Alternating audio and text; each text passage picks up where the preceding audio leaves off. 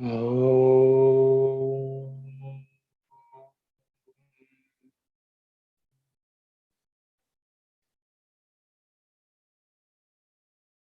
Om.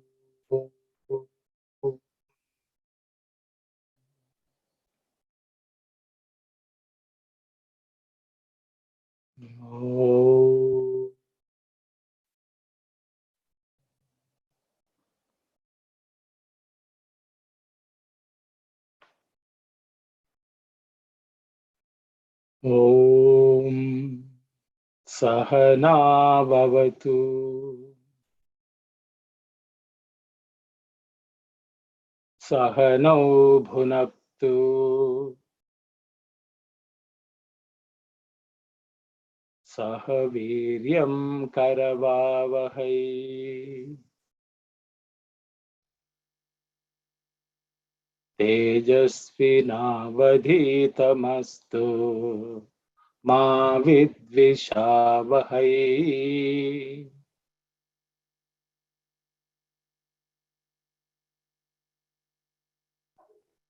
Om Shanti Shanti Shanti. Sairam everyone. We have been doing the Suprabhatam, so we'll just revise a little bit. I will just read out the verses which we have read so far.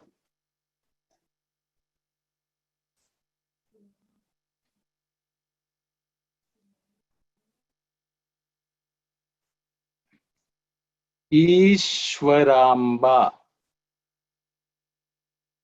Suta Shriman Purva Sandhya Pravartate Tishtha Satyasayisha Kartavyam Daivamahnikam.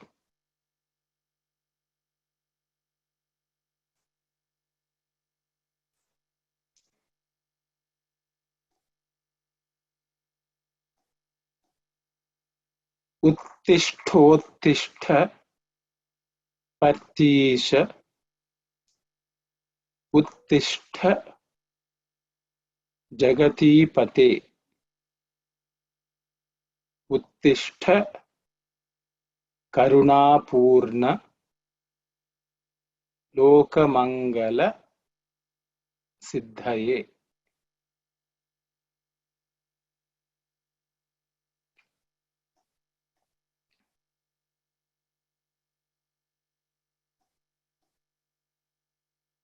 Chitravati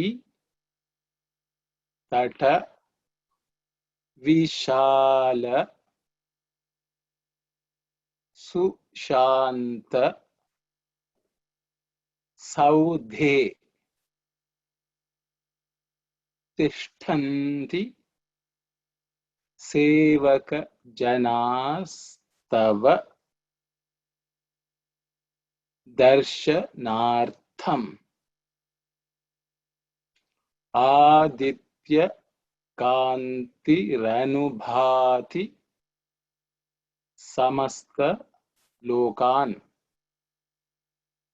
Shri Satya Sai Bhagavan Tava Suprabhatam.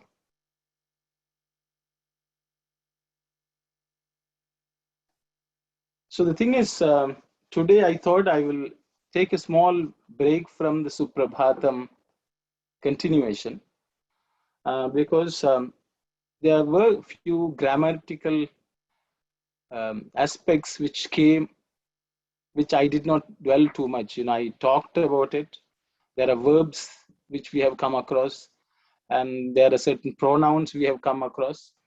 So I thought today we will spend a little bit of time on some basic grammar about Sanskrit itself.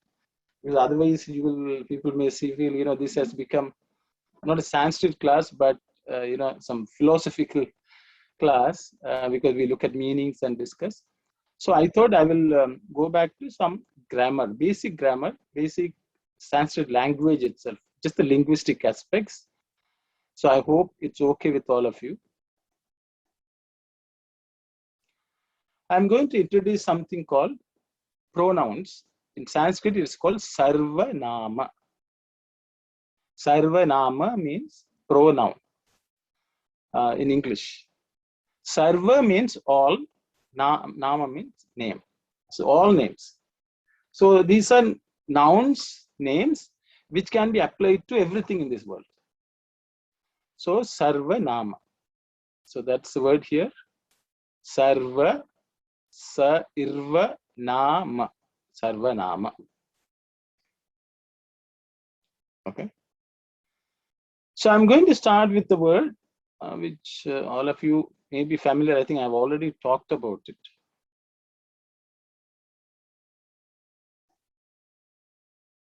Don't know, for some reason it's okay. Aham is the word. I think we have already looked at aham as a word. It can be written in two ways, so I have put both of them. One is as the consonant without any vowel. The second one is anuswara, the dot at the top. Both ways it can be written depending on the place. So I have given both of it. It's just one word. It can be, and it may be written in two different ways when you come across that word. Okay, aham, in transliteration is aham here. It is I when we refer to ourselves, aham. Okay. I have given some technical term used in Sanskrit. I hope you all are okay with it. It's called Uttama Purushaha. Okay, Uttama Purushaha. In English, it's called first person. You know, in English grammar, it will be called first person, I, as the first person. In Sanskrit, it's called Uttama Purushaha. So we'll just read the word Uttama Purusha. I've given letter by letter here. U, it's vowel, short U vowel. The second letter is a compound consonant comprising of three letters, it, and a. It, okay, it. The next letter is ma, it's and a.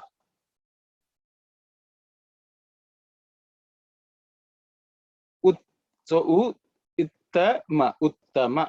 Okay. Then the next word is purusha. It's pu, which is up, and u is pu. Ir and u is ru. Ish, which is the cerebral sha. 1 second, sorry.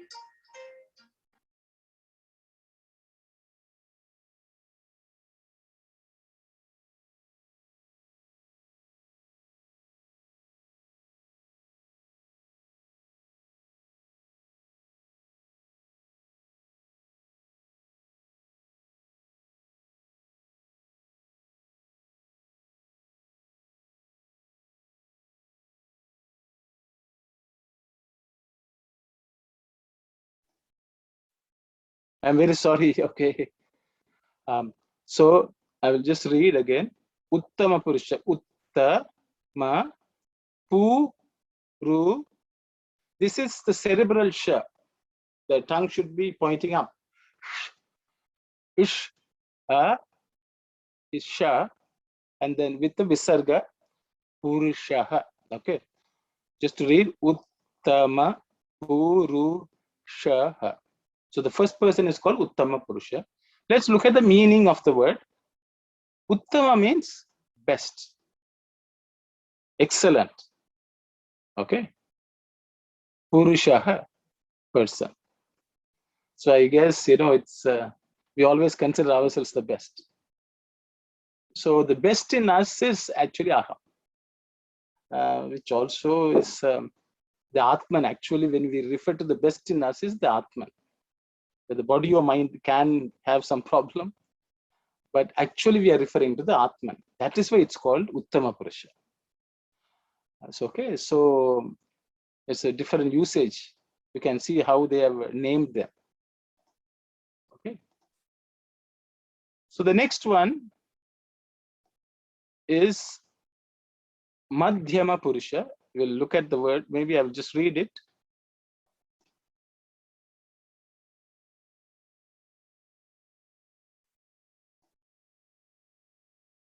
Ma is the first letter. And ma. The next one is a compound consonant. There are 3 letters. Id, e, and idya. Okay. So madhya. The next letter is ma, and ma. So it's madhyama.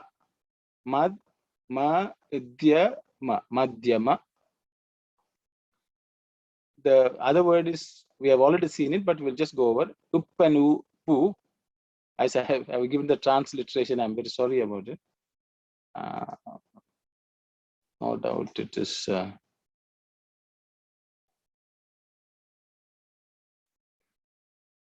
I should have, okay, small mistake there, but it's okay.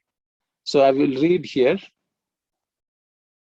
Ma, idya, ma, purushaha is common, okay.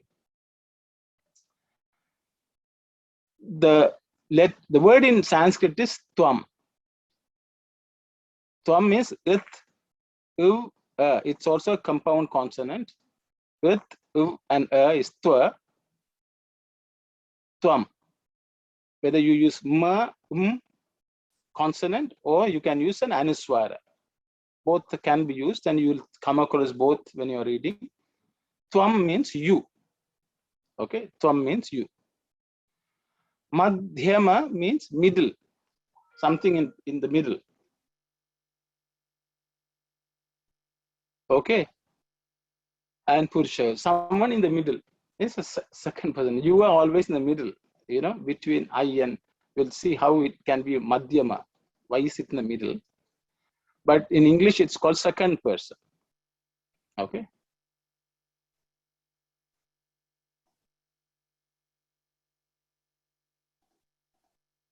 The third one we are going to look at is called Prathama Purusha. The word is Prathama Purusha. I will just put it down here. The first one is a compound consonant called pra. Up, ir, a. Pra. Up, ir, a, pra. The second one is the second letter in the tha varga, which is aspirated. Okay. Tha. Okay. Ut, a, tha. Pra, tha. The next letter is ma. Plus a is ma. Pra, tha, ma. The next word is common for all of them, which is Purusha. Pu is up and u is pu. Ir and u is ru. Ush, a, visarga, shaha. Purushaha. Okay, let's look at the meaning. Prathama means first, foremost. Okay. I think everyone knows Prathama Mantri means the top person. Okay. Prathama. Purushaha means person. There's a slight difference between Sanskrit and English. How we refer to the third person. In English, it's called third person. He, she, it's a third person, someone else. But for some reason in Sanskrit, they call it the Prathama Purusha. So it is the first. We will see why that name Prathama is given. It also means that you should always treat the others as first. You should give you the best first priority for the other people. They should come first. Their welfare is more important than ourselves. So always you look at the person outside, someone who is not there in front of you. They should be given importance also, is something which you can look at. But that is the first. But we will come to that, why that name Prathama is given in the next few slides. Later on, I will discuss that.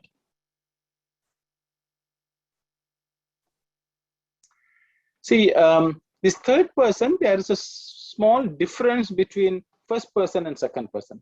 Okay, the Prathama Purusha, which is the third person in English, has some distinction in Sanskrit. We distinguish, I think in many languages it is the same, it is not different, but I will just go through. It's not unique to Sanskrit. In our own vernacular languages or in English, it is applicable. For the third person, we have always gender distinction. Okay. So first we will look at the word. The word in Sanskrit for, we are going to look at masculine. Okay. I hope no one is upset that I am taking masculine as the first gender to discuss. But the gender, ling, so we'll take a look at the word linga. Lingaha. Okay, lingaha can be written in two ways. You can see here, is used, this which is the nasal sound in ka varga, is used. If you look at this part, ig, is inga, it's a compound consonant. Okay, li is il plus e. But you can see there are two ways you will find it. One is with with the nasal sound in the ka varga, or you can use also anuswara at the top. Lingaha, that's also usage. Okay, both are allowed in Sanskrit. It's lingaha, lingaha. Okay. It is just that this anuswara changes the sound production depending on what letter it follows, what letter follows that. But this is the proper way of writing in Sanskrit. It's a lingaha. But this is also commonly used because for printing, I think they find it easier. So they use it. Okay. Lingaha. So that is gender. Lingaha means gender. So the Sanskrit word for masculine is pullinga. That also I have written in two ways, with kavarga and the anuswara, but which pronounced as okay. So let's just read the word itself. Pu is the first letter, it's up, and u is pu. The second letter is illi, because it's a compound consonant, as you can see. There are two las. So it's il, and e. Illi, pulli. Then the last letter is a compound consonant, which we have already seen, which is which is the nasal sound in the ka varga. Ka, ka, ga, ga, nga. And ga, which is the third letter in the ka varga, and a, nga. Okay. Pullinga. Pullinga means masculine. Okay. The Sanskrit word for masculine third person in English, as you say, masculine, or pullinga prathama purushaha. Pullinga prathama purushaha. Prathama purusha, as we have seen, is anything third person, is saha. Saha. Okay.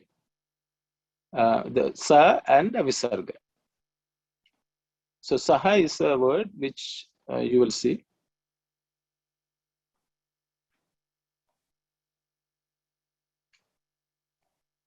Just to, now we have covered two words. Actually, I didn't put it here. In Sanskrit, Swami talks about Soham mantra. Soham mantra is comprised of Saha, he. Aham, we have already seen, us, me. He am I. He and I are one. That's why Soham. That Saha plus Aham, through Sandhi, it becomes So. It's Saha, Aham. Okay, so I thought I'll just highlight that. I should have.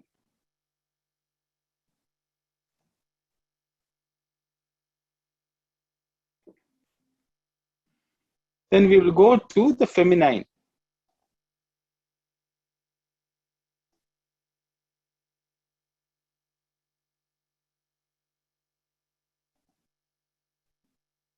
Okay, the feminine word, let's first look at the word itself, which is used in Sanskrit. It's sa.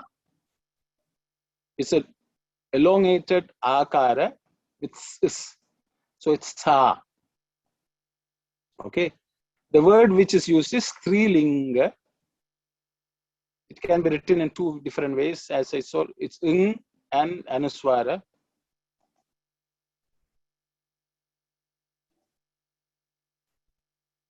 Right. So I'm strilinga. Okay. So let's look at this. It is first letter is a compound consonant comprising of 4 letters. Okay. Is the first one. The second one is it. The third one is ir. And it has a longer ikara vowel. So those are the 4 components. It is 3 is the letter. Okay. So 4 letter compound consonant, I think the compound consonant which we have looked at now is it, ir, e, stri. Okay. I think all of you pronounce it, but you may not have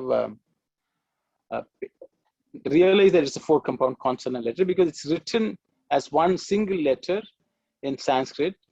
I think you can see the 3, and in front of that there's an is, so it's 3. Okay. This we have already looked at. I think I made a mistake here. Just let me correct it.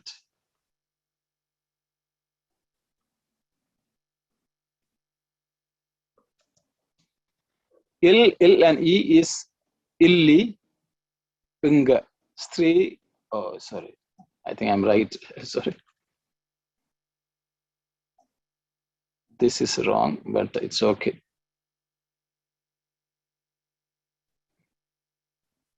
Sorry about it.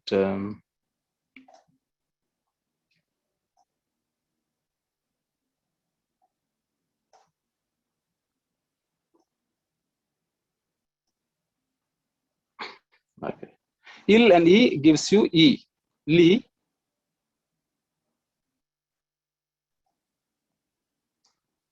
Unga, we have already looked at. Ug and ga, unga. Stri, linga. Okay. So we have looked at the feminine. Sa is the Sanskrit word for she. Sa is the Sanskrit word for she. You can see Saha is the Sanskrit word for he. Saha and Sa.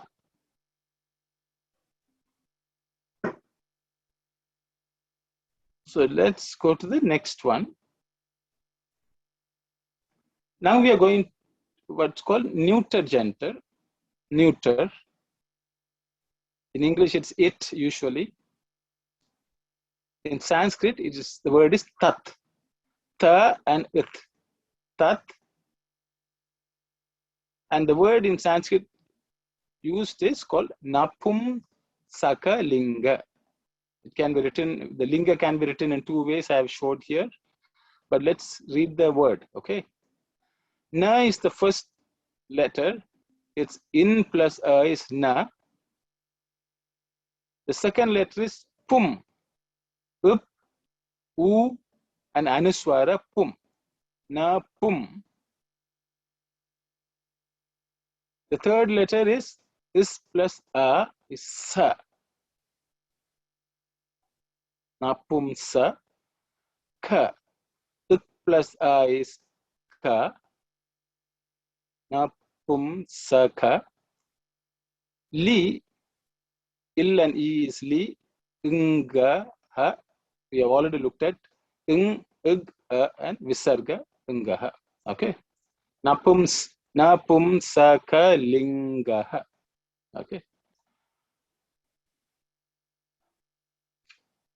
So that is the neuter gender. So as you can see, third person or the prathama purusha as in Sanskrit has 3 words: saha, sa, and tat. I just thought I will just mention something. Swami has talked about this three, so I thought I would just spend some time.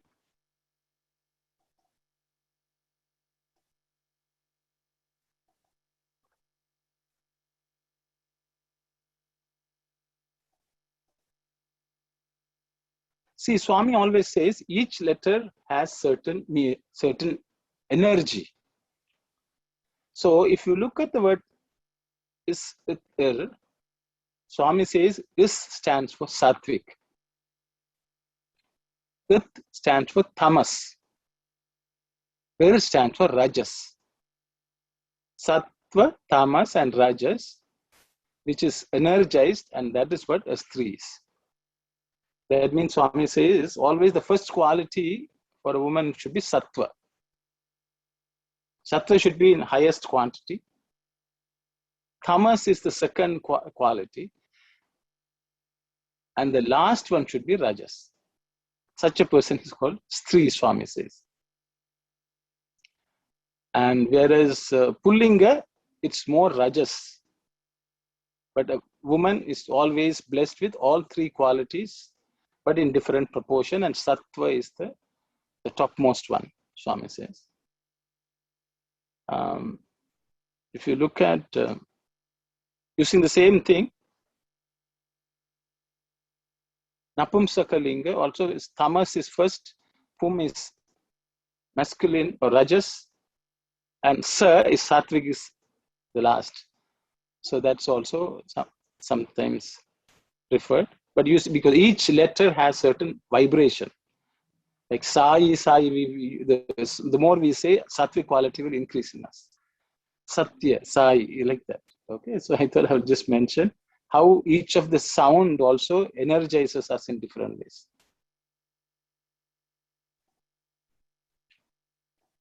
So I'm just put everything together in one slide.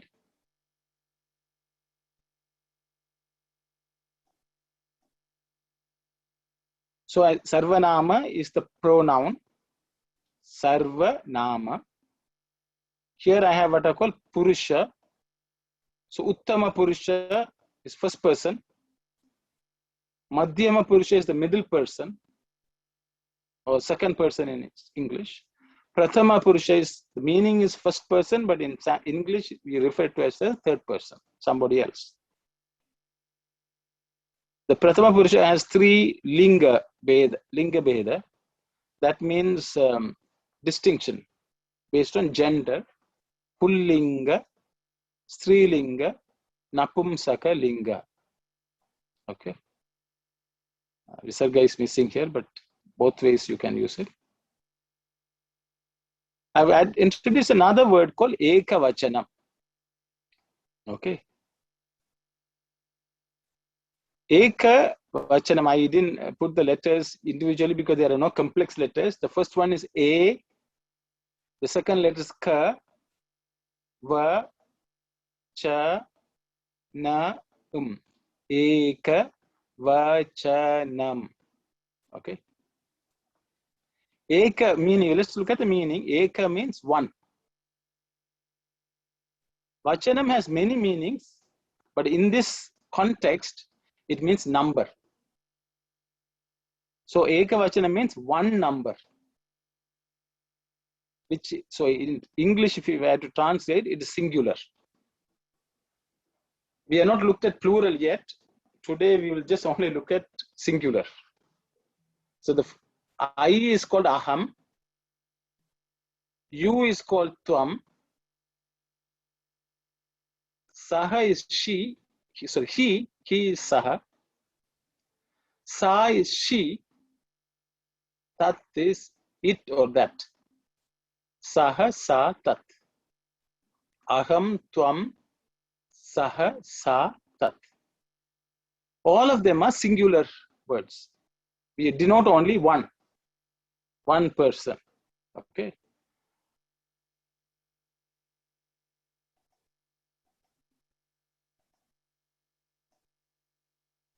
So the thing is, you can ask, why did I introduce this? I thought this is just basic grammar. I did not want to. There are other numbers which I have not introduced today.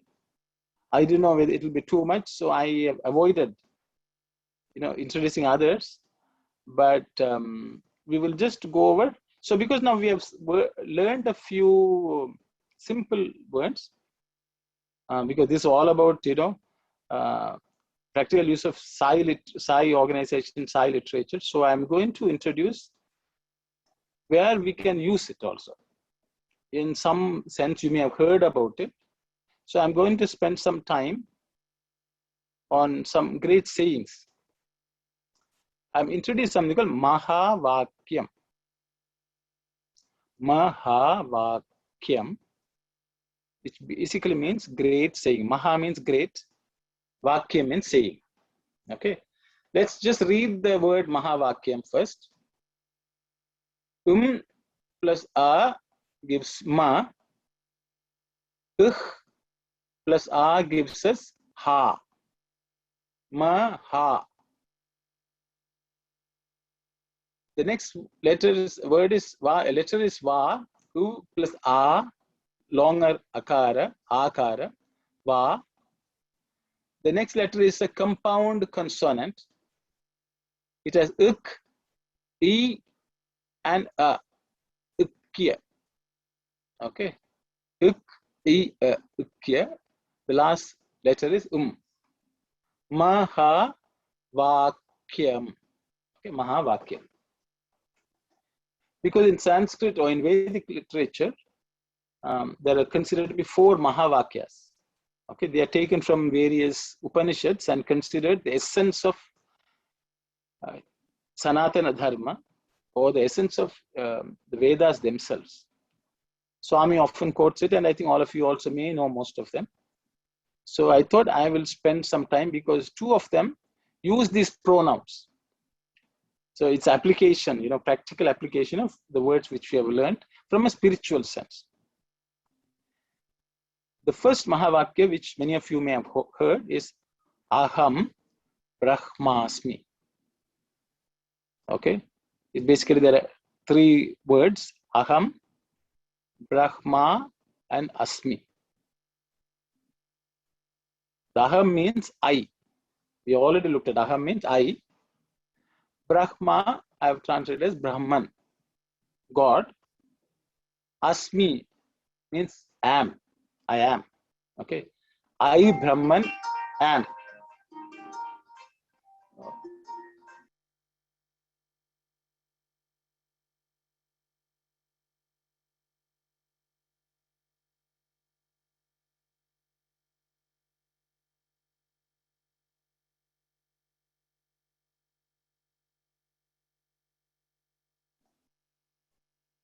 Very sorry. So I, Brahman, am.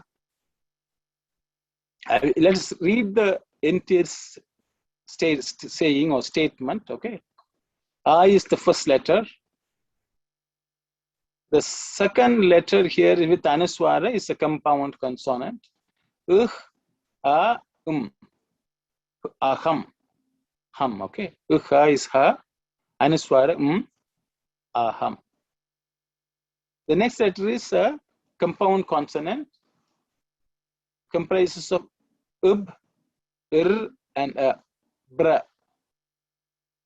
Ub, ir, bra.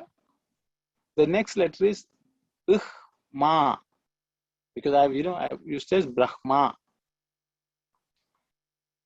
A, it's called Brahma. Okay. You can ask me, sometimes I'm calling it Brahman, sometimes I'm calling it Brahma. That's another grammatical aspect we will touch later. Okay. Both actually mean the same, but there are some subtle nuances to the grammar, but I will touch it later on. Okay. It's a bit too premature at this stage. So Uhma is a compound consonant which comprises of and a. Uhma. The next letter is a. The last letter is a compound consonant comprising of 3 letters. Is e. Smi. Smi. Okay. Asmi. Asmi is a verb. I'm going to deal with it later on in the grammatical aspects, but I will leave it for now. So basically, aham, brahma asmi. Okay, aham brahma asmi. That means I am God. Okay, I am God. Swami, says that's a Mahavakya. That can be a mantra also. What it basically means, not this I, the body is God. The Atman within, who I refer to as Aham, is divine. The real person who I am referring to is divine. If I refer to the body, then I will function as if I am the body. If I refer to the mind, I will function as if I am the mind. The real, Swami always says, the one who you think you are, which is the body. One who others think you are is the mind. The one who really you are is the Atman. That Atman is God, not the body. Okay. So then I thought I will. So this saying, I have given some bit of information. These 4 Mahavakyas come from each of the. There are 4 Mahavakyas in Vedas, Sanatana Dharma, and they come from 4 different Vedas. Okay, this Mahavakya comes from Sama Veda. Sama, Sama Veda. Okay, Sama Veda. I've just put it in English so that you know what it is. And within each of these Vedas, there are many Upanishads attached to one Veda. So there's a Upanishad called Chandogya Upanishad. Okay.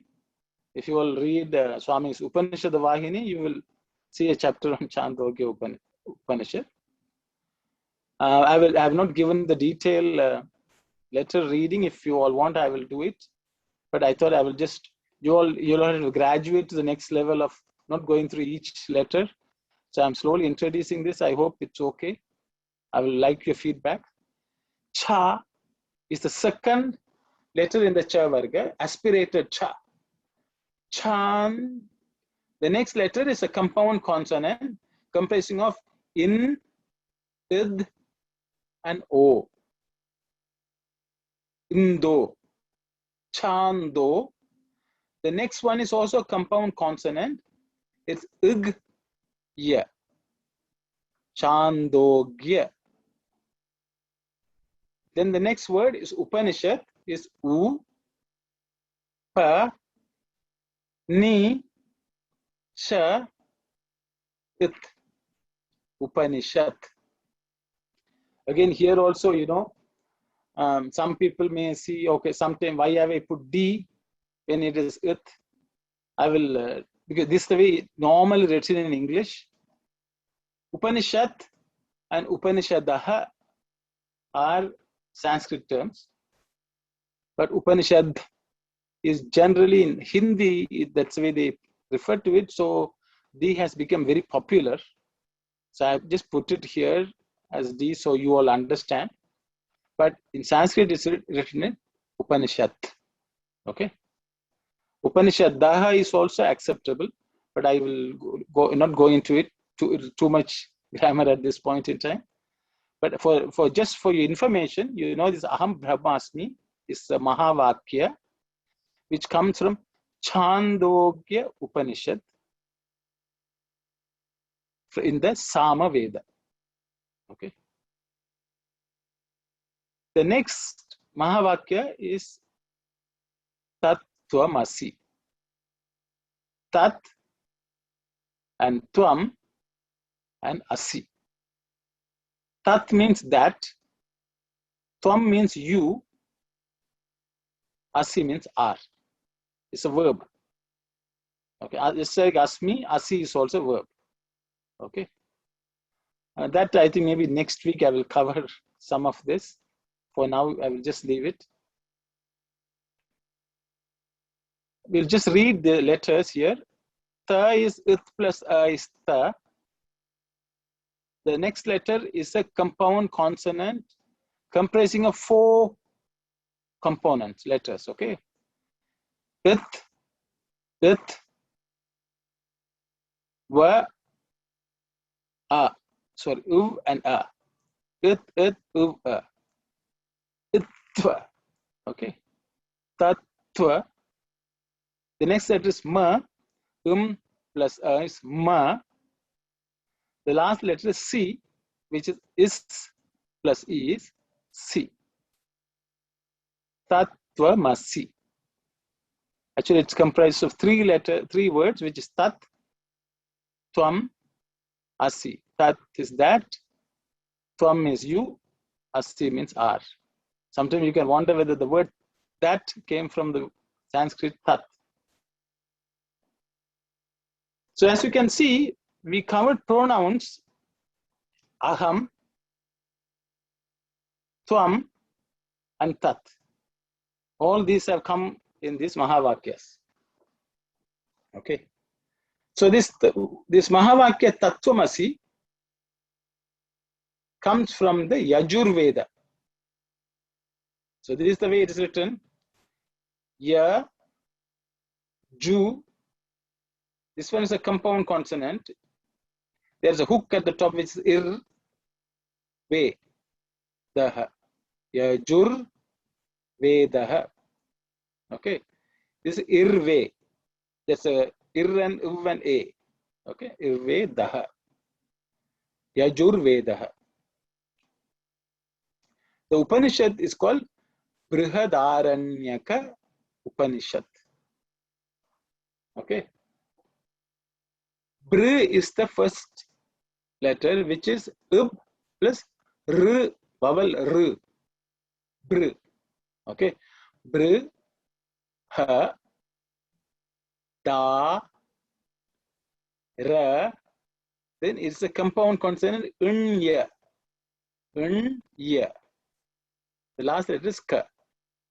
Brihadaranyaka. Then Upanishad. Upanishad. Okay. Brihadaranyaka Upanishad. Okay.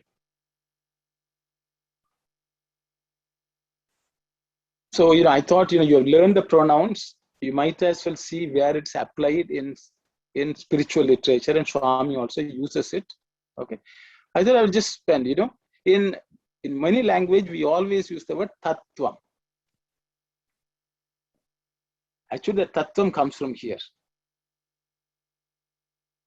We don't even realize, he's speaking tattvam, people say. He's speaking philosophy. Tat means that. Tvam means you. Okay. Or ourselves. Okay. Aham is also the same. But all that is created is tvam. Whatever you see around you is tvam. The principle of tvam is whatever you see around you, including yourself. We see ourselves also in the mirror. Okay. So we are also created being. That is tvam. All that creation is tvam. Tat stands for God, Brahman. Many people in many other languages and religious traditions, people are worried, is God a man or a woman? It's a big debate. But you can see only in Sanskrit, in Vedic Sanskrit, it's been thousands of years ago, they are referred to God as Tat. That. They did not give any gender even. Actually, Tat is neutral gender, without any gender. It's beyond gender distinction. That is why they use the word Tat. Tat and Tvam. So in this world, the relationship between God and creation is all philosophy. When you only study creation, that becomes science. When you study God in relation to the creation, and the creation in relation to God, that becomes Tattvam. And all philosophy comes from there. So Tattvam Asi. Okay, so I thought I will just, maybe it's a bit of a digression, but just to see the the language, how it has enriched, and how the sages have thought about every single thing when they even wrote things like this. The gender distinction, all that blurs when you refer to God as Tat. So they went to that. Okay. So there are two more Mahavakyas. Because I have introduced two Mahavakyas, I thought why not introduce the other two also to make it complete. So I hope you bear with me. So let's read. You may think, we started Suprabhatam and suddenly I've gone somewhere. But I thought, I had to introduce grammar because I introduced something I thought might as well let it be useful for you all. Some important piece of information, something for you to contemplate on also. The next Mahavakya which I've chosen is Prajnanam Brahma. Prajnanam Brahma. Consciousness is Brahman. Okay. Let's just read it first. You may have questions, I have said Brahma, Brahman, and now I've used Brahma. All of them are valid, but in different contexts with some grammatical differences. But this is the way it is normally said, so I've just left it as is, okay? The grammatical nuances we can discuss later on. It's not as important, but Brahma, Brahma, Brahman, all of them are same for your purposes, okay? Let's read the the sentence statement. The first one is pra, which is a compound consonant. Up, ir, and a, pra. The next one is inya. Ijnya, okay? Prajna, okay? Ij is the first letter. Inj, that's the nasal consonant in the cha varga, in. And a is the longer akara. So ijnya, prajnya. Okay. The next letter is in a and an anuswara nam. Prajnanam. The next word is Brahma. We have already looked at. Pra is three component consonant, compound consonant. Ub, ir, and a, bra. The next one is Uhma, and Uhma, Brahma. So it's Prajnanam, Brahma. Prajnanam is called consciousness. Is Brahman. Consciousness is Brahman. So this comes from the Rig Veda. This sentence statement appears in Rig Veda. As you can see, it's written, R is a vowel. The next one is a compound consonant, Ig and Ve, Igve, Daha, Rig Veda. And the Upanishad attached to that Rig Veda, where this statement is found, is called Aitareya Upanishad. The first letter is I, Ta, Re, Ya. Aitareya Upanishad. Okay. The last statement we are going to, the Mahavakya is I am Atma Brahma. I am Atma Brahma. I am means that, or this, or whatever you want to call it. That is better. I am that. Atma, self, is Brahma. That self is Brahma. So let's just read the statement. A is the first letter. Yam, I, A, and Anuswara, Yam. The next letter is A. Then we come to a compound consonant, It, and A, Itma. Then we have Brahma. Bra is Ub ir and a bra. And a is Brahma. I am Atma Brahma. That self is Brahma. Okay. So these are the 4 Mahavakyas. I thought, because we started with the pronouns, I thought I will introduce that. Yeah, okay. This comes from the Atharva Veda. Okay, Atharva. So sometimes it's also referred to in some places Atharvana Veda. But I have used the word Atharva Veda, which is the way it is referred in many texts. Both are same because the Rishi who is supposed to have the key Rishi who is supposed to have compiled that is called Atharvan.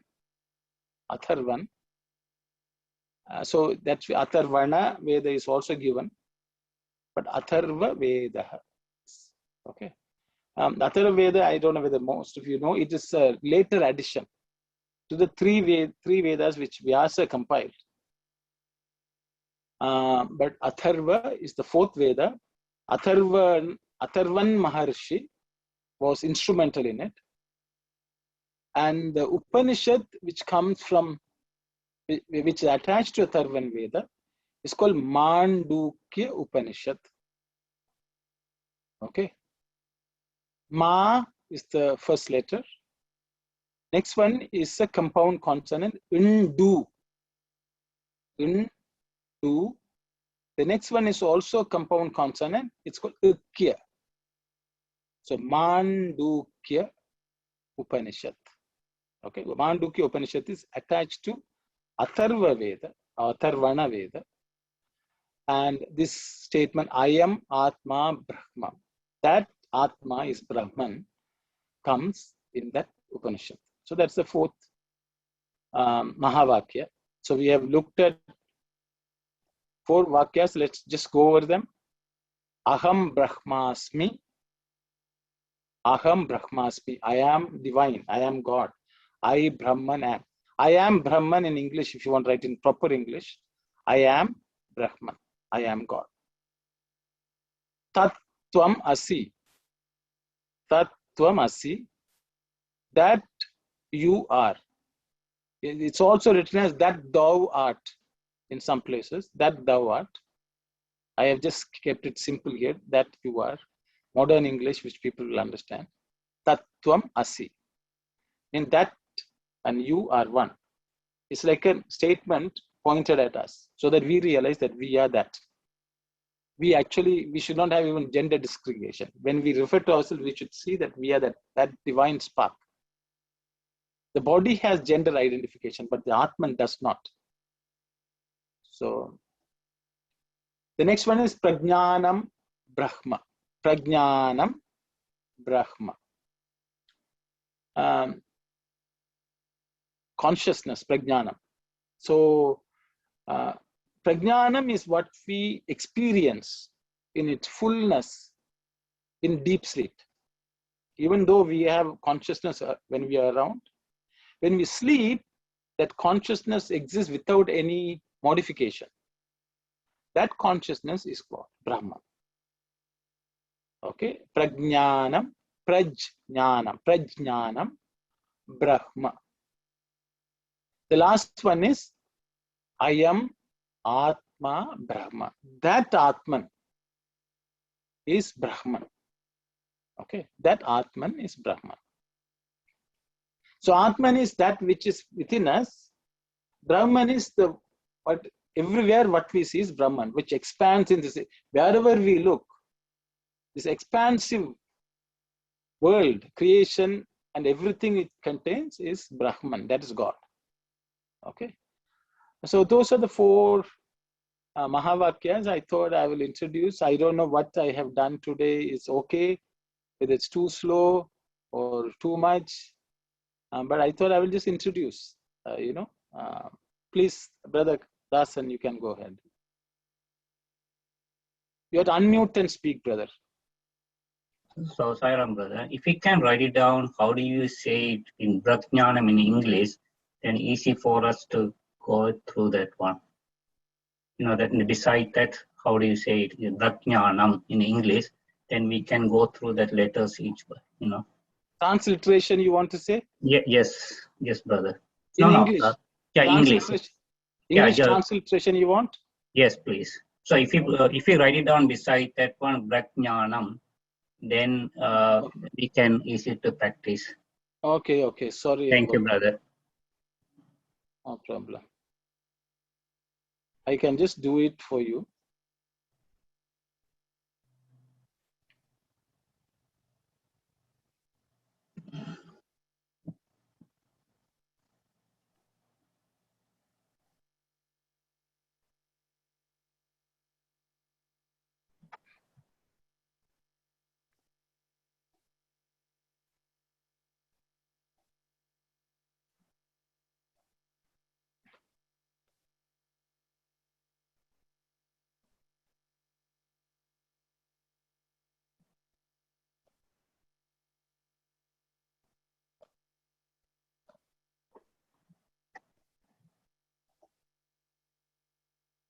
See, this is the way it will be written. Can you see?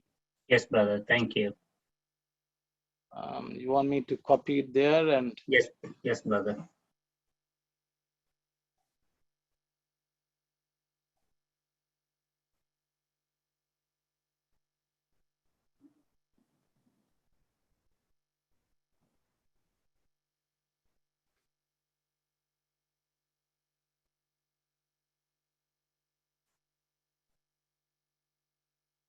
Just the word Prajnanam is good enough? Yeah. When you have time, you can write down that other one too later. Yeah, so I will post it, okay, if it's okay. Thank you, brother. Yeah, means sometimes I don't think of all this, but if you ask like this, it's useful for me to do, Thank you. Thank you. That. If I have it like that, then it's sorry, I think you can't see what I'm doing. It's like that. That's useful. Brother Dasan, that's okay? Good. You're muted. Yeah, that's good. Yeah, I will put the transliteration. Sorry about it. Thank you. Because I try to put too much information, but I don't know whether I'm crowding it. But I will put it. For everything, I will put transliteration so you can read. Even the Upanishadic words, I have not put the transliteration. I have given the normal Indian English transliteration which you may come across, but I will put the proper transliteration so you can read it. Okay. Thank you. Okay, Brother Kumar, you have a question. Yes, I think this one is much easier. The last word, the Atharva. Atharva. Like, how did I can see Atharva. I know Va, but where is the Rva coming? Ir is the hook. Hook at the top is Ir. See, wherever you see a hook, above that, yeah, is always Ir. I think I discussed it last time also. Today, Purush, I don't think. Today I don't have any example of that. If you want, okay, Sarvanama. Okay, we looked at, See, Sarva, Irva. This hook is Ir always. Okay. Okay. The hook above is always Ir. Thank you. Okay. So always, if you see the hook, you first read Ir and then you go down to the letter. Perfect. See, Ir, Va. What is at the top? You had to always read left to right or top to bottom. Okay. So in this case, this stands for Ir. The hook is always Ir. So if you come to Atharva, Ir is same thing in Sarva, Atharva. Ir-va. Okay. Yeah. Perfect. Thanks. Atharva. Okay. Okay. Brother Vimalesan, you have a question. Please unmute. Yeah, Sairam. No, I just want a little bit more clear about this. You said that it and nya, that like vijnanam or prajnanam, but you said some say instead of vijnanam Vijnanam, the sound of come there. But that I have heard even Brahmins, even Indian Brahmins, sometimes some pronounce like that. So is that an alternative, somewhat allowed this thing, or it's totally wrong? Is it? See, I think I've covered it, so I will, if I say it is wrong, people are going to come with stones at me, okay? But the reality is, if the correct, the most accurate pronunciation is Ijna. But because of regional influences, it has at least 4 different variations. Some people say Inya. In Tamil, they will say Inya, Anyanam. So we will choose Inyanya. We don't even choose Ja or G. Anyanam, Vinyanam, like that we will say. Okay, that is one version. Then there are some people who use Ig. Okay, Vignyanam, which is what you are referring to, G. Yeah. Okay. Then there are some people use Ig-ya. Vigyanam also they will say Gyan. Especially in the north, if you go, they will say Gyan. Then there is another school which says Id. Idya. Or Idnya. Like that. Okay. Instead of Ij, they use the. Okay. So if you ask me, are they wrong? See, it's all about a level of refinement. Samskrita means it's more and more and more refined, because sometimes even if you take a precious stone, there could be some blemish. Okay, if a gold, 24 karat is 24 karat. In 22 karat, there is a little bit of some mix. 18 karat, 10 karat is 10 karat gold, is 18 karat gold, is 22 karat gold, is 24 karat gold. All of them are gold. But if you really want to get the best, you go to the 24 karat. Okay. So Ijnya is 24 karat. Igya maybe 22 or 18. So the thing is, the level of effectiveness of what you pronounce is limited to some extent by the blemishes. Because even if I say I am thinking I am saying it right, I may be wrong. Because there may be something which I am not aware of. So this is what I call a degree of refinement. So is sky going to fall down if you say Ignya? I don't think so. Why I ask is in the Rudram Prashanthi publication, Tamil transliteration, Tamil script, they have put, they use Ignya for most of this thing. That's why I just wanted to make it clear. It is true, many people say people, great pundits are saying this, who are you to say? Okay, people can say, but I'm not saying I'm right or wrong. I'm just basically saying this is the way it is written. So this has to be the way it should be pronounced. Okay. Because in Sanskrit, what is written is actually pronounced. Right. Otherwise, you see, we should understand, Sanskrit was not written initially. Yeah. Everything was oral. Yeah. Then somebody wrote it down.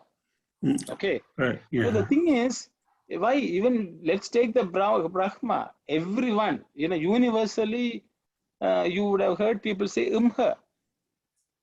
See, if it was Umha, they would have written it also as Umha. But the thing is, some things when again and again used, it becomes so ingrained in us that it's very difficult to fix. But I think it's for each person to tell how clear it is. Even for music, people say, if not everyone is perfect in Shruti, in every note, there may be some blemish which comes in, creeps in. Is it bad? It's not completely bad. But I am just telling this is the way it's pronounced, and I will leave it at that. It is each individual choice. Okay. But some things are bad, some things are not so bad. I think in this case, maybe it is not bad. The reality we should understand, if I chant a mantra very, very accurately, that will transform me. For example, Swami has talked about Gayatri, and I always go back to that discourse of Swami in 1968. He says it has been proven if the Gayatri is not chanted correctly, there will be darkness engulfing us. If the Gayatri is chanted properly, there will be no darkness. Where is the darkness? In our own intellect. So the thing is, a person who wants to improve, it's like, in our light, we can have 10-watt bulb, 100-watt bulb. There can be a shade. If you want full light, you remove all the shades and put the highest wattage. So it is each person's choice. The reality is, if people have been chanting it right, the entire world will be different. If Swami says there are only few people at least chanting, that's where the world is in good shape. So, Swami goes about, you're talking about Brahmins. Swami, in I think Atirudra Mahayagna, a time Swami gave in his discourse, you can take it and read in 2006. Swami is saying, referring to his trip to North India, Kedarnath or Badrinath somewhere. They are actually, I think, Kedarnath temple, I think. There was a Nambudiri Brahmin. The Brahmins are from Kerala, Nambudiris, considered to be one of the topmost learner also in Sanskrit. And Swami says, he was saying a sloka, Shantakaram Bhujaga Shayanam Padmanabham Shuresha. Apparently, Swami is in his talk is telling, the priest was saying Janda Garam Bhujaga Jayanam, like that he was telling. See, saying as this Burula Ramakrishna Rao, he was the governor who took Swami to the temple. He went to that person and closed his ears and said, "My God, don't butcher and murder this Sanskritam. Please learn it properly." Apparently, this governor told that priest when Swami was there. So Swami is saying there are many Brahmins who can't pronounce properly. But this Brahmin who has come and conducted, even though he is from Tamil Nadu, he is chanting Sanskritam better than Telugu people. These are Swami's words. Better than Telugu people, this Tamil person is chanting. Okay. So it is a common problem around the world. Okay, because people are not taking the necessary due diligence to properly read, properly study, and properly pronounce it. Because if we learn it and properly pronounce it, it will not only have good effect on us, it will have good effect on everyone around. It's like, if you're cooking something, if there's something wrong with the food, it will affect everyone who is eating. Will we die? Maybe we won't die, if something is wrong with the food. But it will create some problem in the stomach or in the body. And it can be a prolonged issue. So I think that is my understanding, brother. So it is for each person to decide how diligent and conscientious we want to be in learning this and chanting it properly. Just because others are doing it, there are many ways of studying something. So I am just using this, and basically I've written it down. So I have to tell, it's a Sanskrit class, I should say this is the correct pronunciation, the way it is written. Others may chant differently. It is for each person to choose. On this point, I will just give one point which I want to make. There is something called Arsha Prayoga. Arsha means Rishi.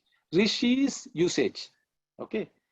If a Rishi whom you revere so much has used that, you can copy that. That may not even conform to grammatical rules. But because the Rishi has pronounced it and you have heard it from the Rishi, that you can chant without any issue about how the mantra is. Why I am saying that is, if you take the Gayatri mantra, the way Swami has chanted it does not conform to how normally Gayatri is chanted. Many Brahmins will take objection to what Swami has chanted. I remember once, in one center when I told, let us play Swami's Gayatri and chant, that person, the president of that center, told me, look here, how Swami has chanted is wrong. These were his words to me. Then I told him, in a Sai organization, we are following Swami. He is the supreme guru, and however he has chanted is because the grammar may not even understand how he has chanted. The way, you know, the Udatta, Anudatta, the way Swami has chanted is different.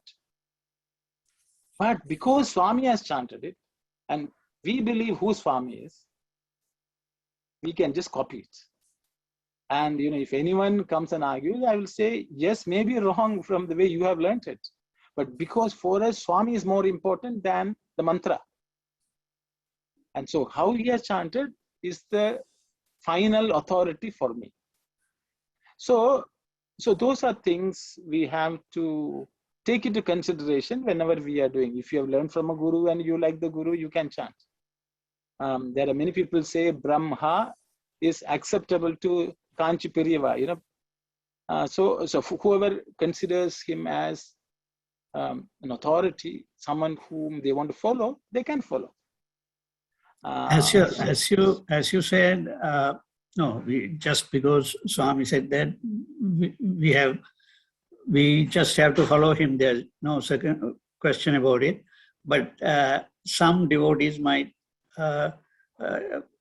get some question in the mind when Swami's students, or maybe some of them, maybe even Vanayanam Swami, I am not too sure, but who is there? Rami Pandey or whatever. But when they chant Gayatri, they don't chant the way Swami chant. Maybe they chant their traditional way. So, but still, we don't have to have any doubt about it. We just have to follow Swami. That's it, as you said.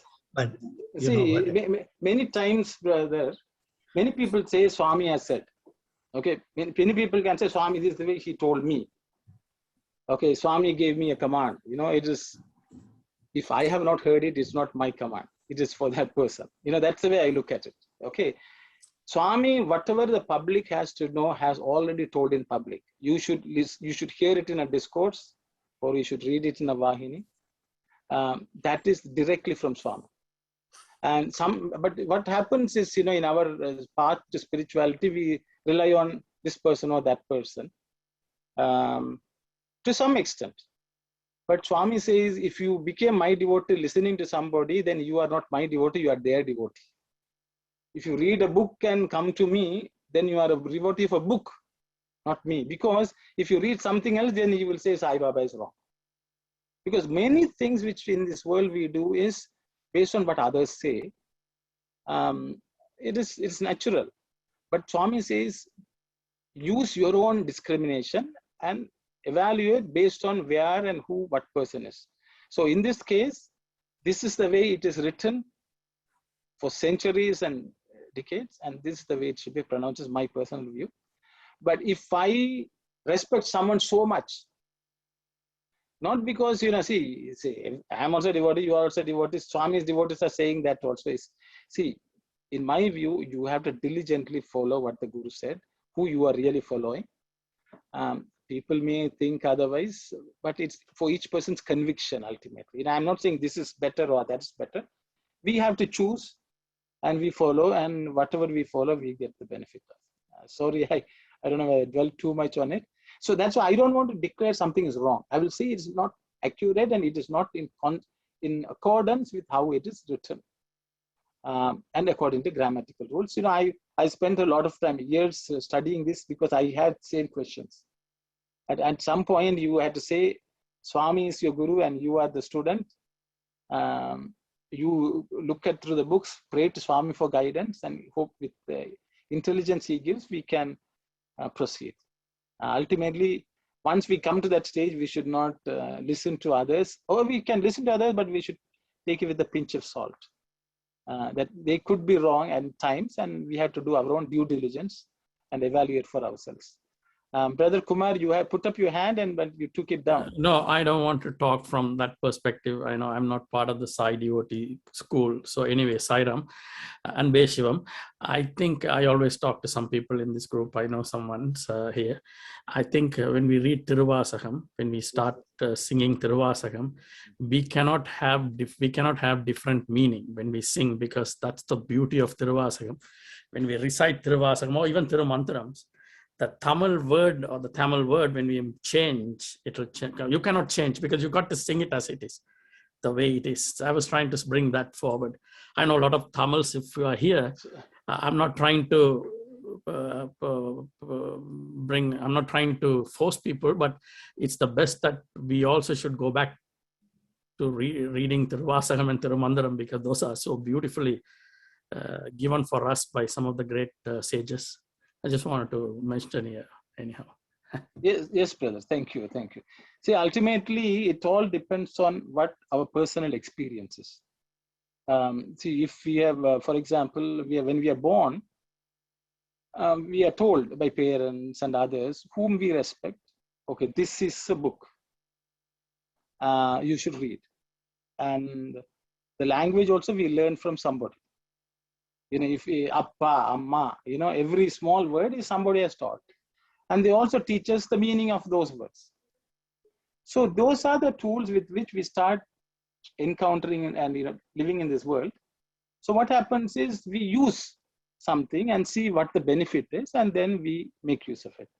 So for example, if you have read Tiruvasakam and if it has helped you, then it's fine. Then you have more faith in it, and then you continue to read. But ultimately, most of it is first you hear from others and then you develop your own personal experience. So the way it means everyone who has gathered here has come because they have benefited in some ways by their affiliation or acceptance of Swami as divine. Okay. I have personally, whatever I've learned for the past 40, 50 years is because of his grace. And my own understanding, clarity, everything which has come, even the ability to read Sanskrit has come from him. So the thing is, so it's ultimately our own experience of the benefit we derive from anything. Whether you read, whether you listen, or whether you look at somebody, it all comes from that. And whichever works for whoever, if they diligently follow, they will reach. And that's the reality. And of course, in every, no one needs, there are many people say, why should I even read Sanskrit? When I already have Tiruvasakam or, my own language. If you can get everything in life in one, even one name, then we don't need anything. But sometimes it's nice to learn and complement, because our own understanding of even a verse may not be very accurate. Like you mentioned Tirumandaram and Tiruvasakam, it's a digression, but I hope because there are many Tamils here. There are many versions of even Tirumandaram. There are, it got published very recently, but there are many of there are 3,000 verses. Those 3,000 verses many verses have different changes in different places. Even if you take Tirukural, there are about 6-7 versions. There are about 300-400 verses have different various variations. People have recorded. So what happens is, as people use, things get slightly changed here and there, but all of them essence is there. I think it's ultimately how we approach it will benefit everyone. So that's my point. Thank you very much, brother. I hope just because you made a comment, so I thought I will clarify. So I think Anbu is very good. Can you please teach Gayatri? I will teach the Gayatri letter reading and writing, but we will listen to Swami, and then I can sort of point out what Swami is doing in terms of Udatta and Anudatta, and I will do it. Maybe if you want the next session, because everyone is asking, as Anita is asking, let's chant the Gayatri mantra towards the end. What I will do is first I will go through the Gayatri, write it down, look at the pronunciations, and then I will also put the accents the way Swami has chanted it. And then we can listen to Swami and chant. Okay. I will just help you read the Gayatri and point out the accents, and then we will listen to Swami chant and chant. Maybe next time we will do it as an exercise.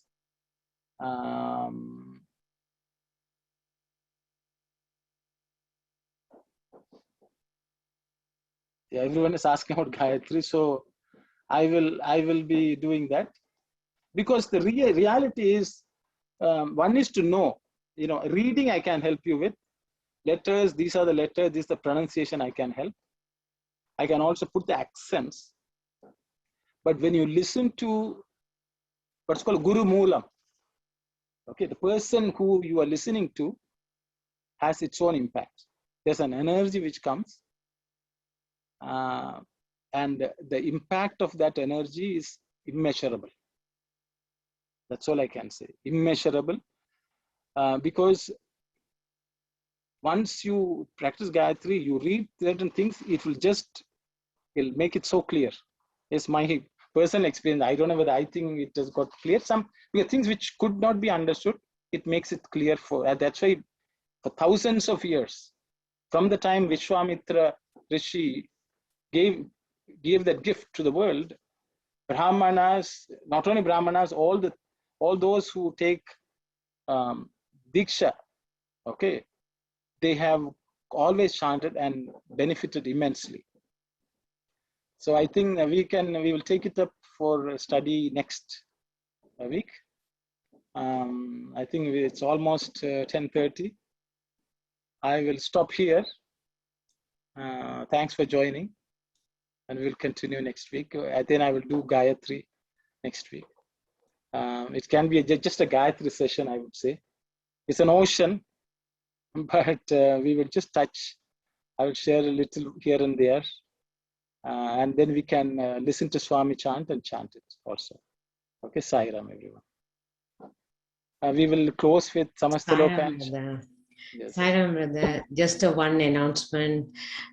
Tomorrow, Sri Satya Sai Global Council of Canada inauguration ceremony at 10 a.m. We kindly invite everyone to join. It's available in the YouTube too. Thank you. Sai Ram. Thank you very much, sister. Thank you. Sai Ram. We'll close with Samastaloka.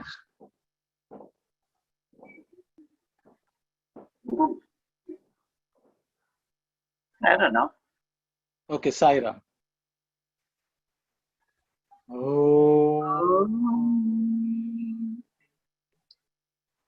Samastaloka Sukhino Bhavantu.